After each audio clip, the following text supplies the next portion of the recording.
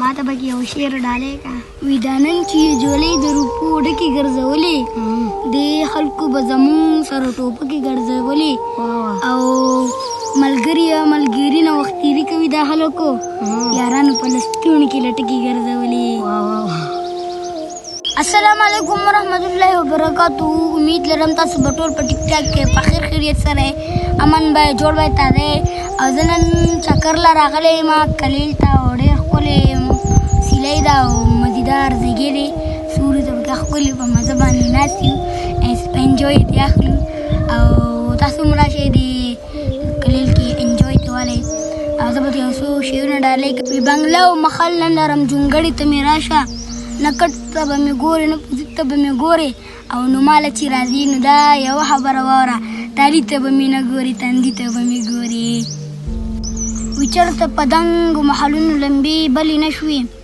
بس همیشه د غریبانو چوپالونه سوځي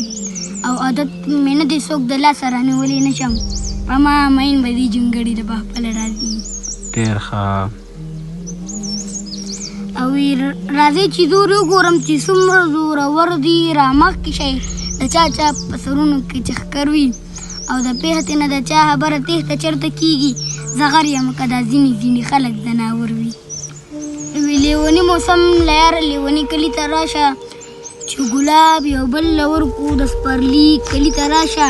او مونږ د غرونو لیونیو زمونږ ځان له خپل انداز دی په خپل پیر بابا د غواړم بنیري کلي ته راشه. واه ما ته پکې یو شعر ډالۍ کا وي دا نن چې جولۍ د روپو ډکې ګرځولې د خلکو به زمونږ سره ټوپکې ګرځولې او ملګري نه وخت تېري کوي دا خلکو یارانو په لستوڼي کې لټکې ګرځولې. یو شعر پکې ما ته هم ډالۍ